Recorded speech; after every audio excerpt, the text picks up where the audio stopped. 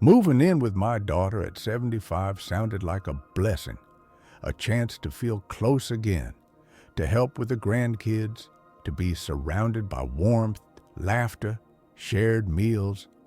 I told myself it was practical, loving, even wise. What I didn't see coming were the subtle shifts, the invisible emotional costs that crept in slowly.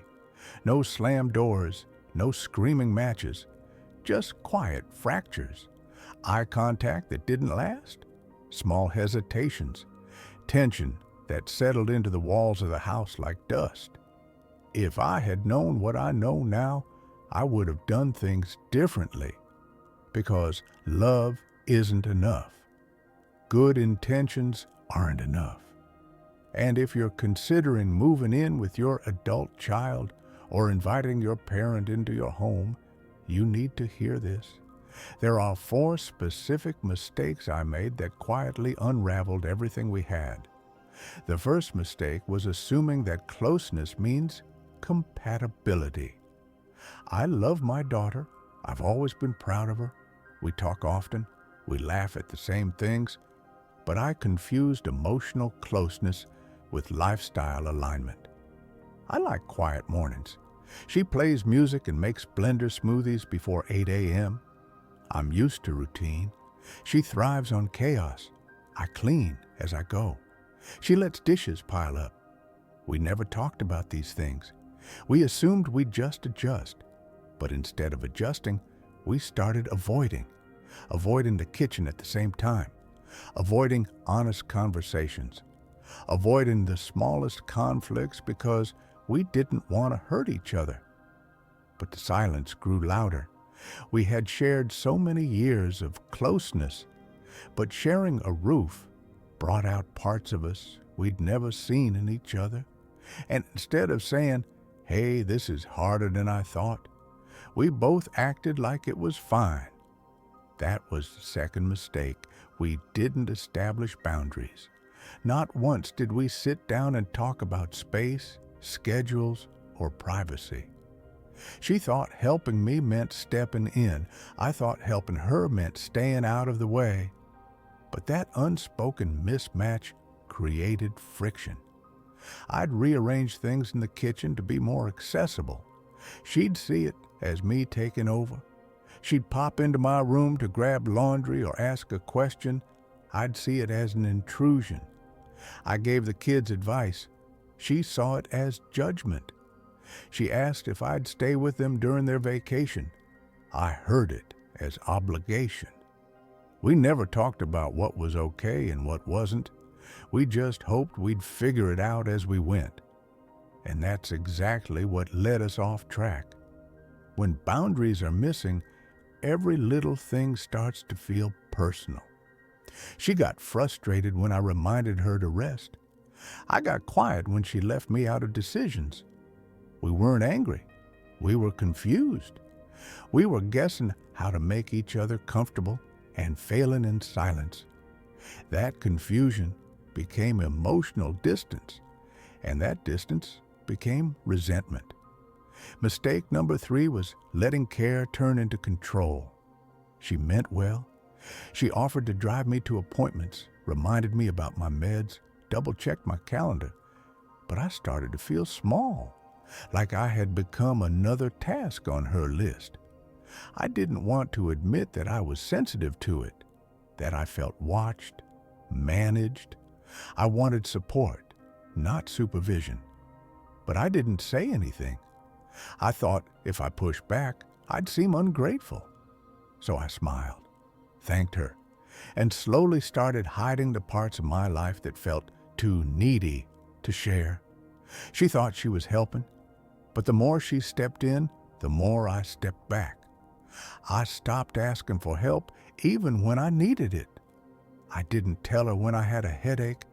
I handled things alone just to prove I could. And she saw that distance as me shutting her out, which made her tighten her grip.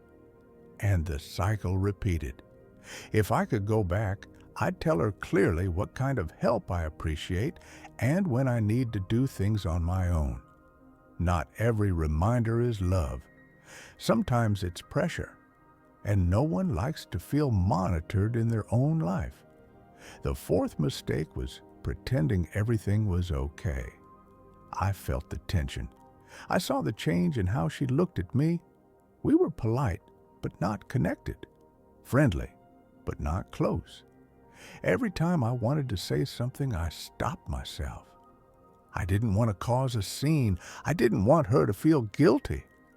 I thought if I could just be quieter, more helpful, more invisible, it would all work out.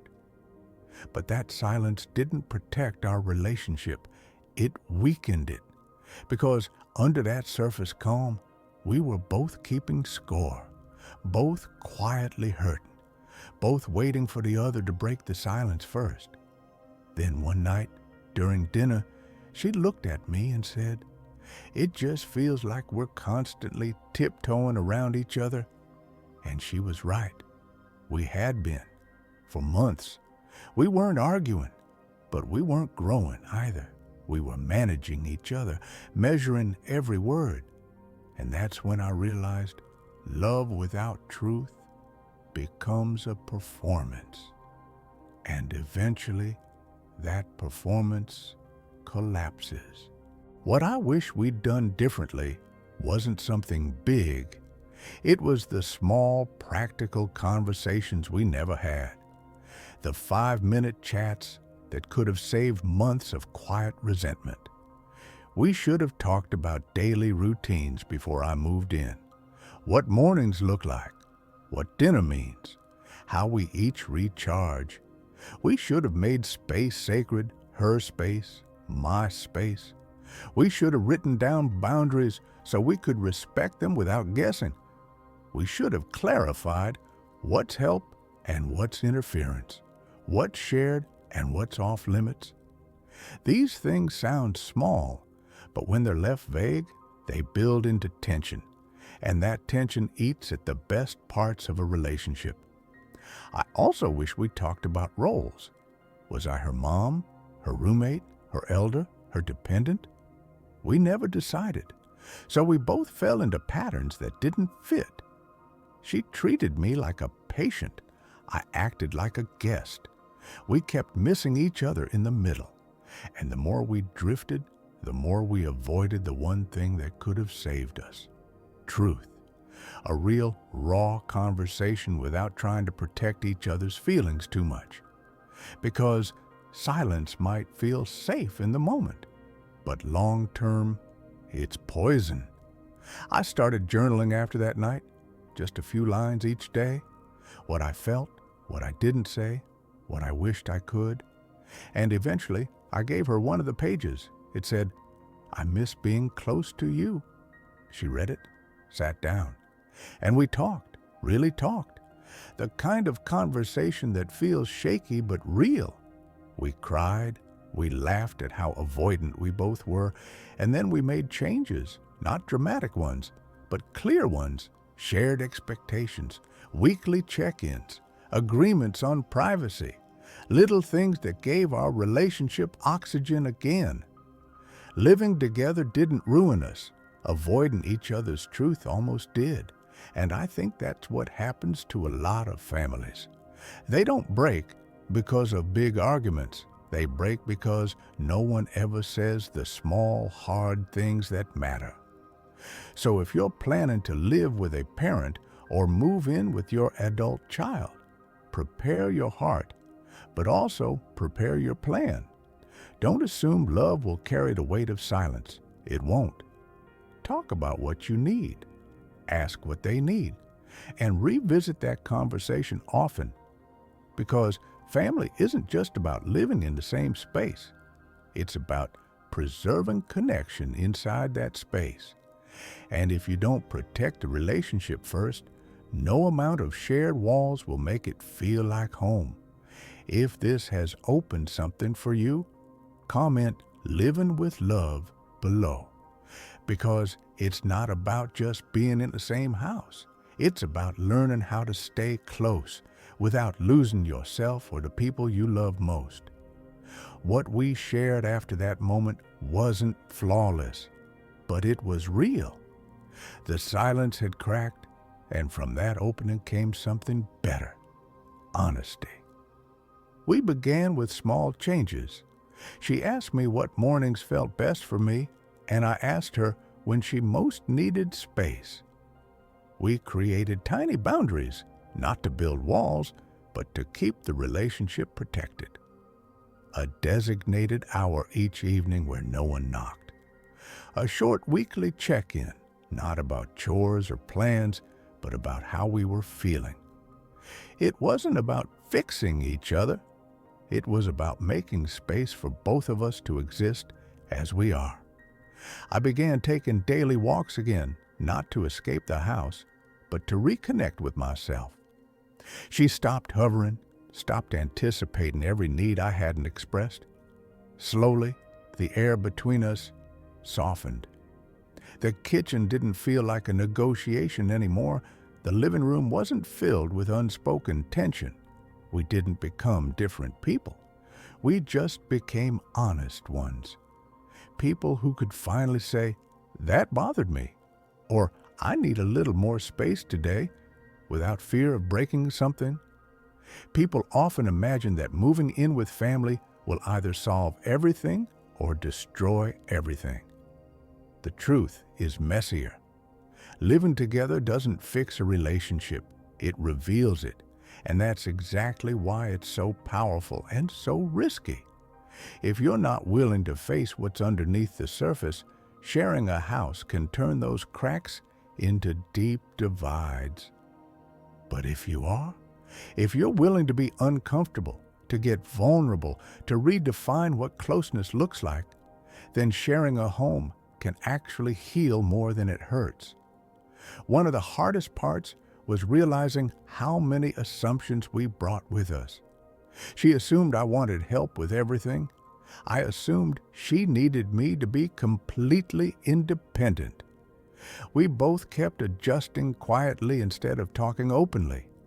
I started feeling invisible in my attempts not to be a burden. She started feeling stretched thin in her attempts to be everything for everyone, and underneath it all, we were both carrying guilt. She felt guilty needing space. I felt guilty taking up space. And that kind of mutual guilt, it doesn't lead to love. It leads to exhaustion. The turning point wasn't dramatic. It was small. A single moment during a quiet evening. She asked, "Do you feel like this is working for you?"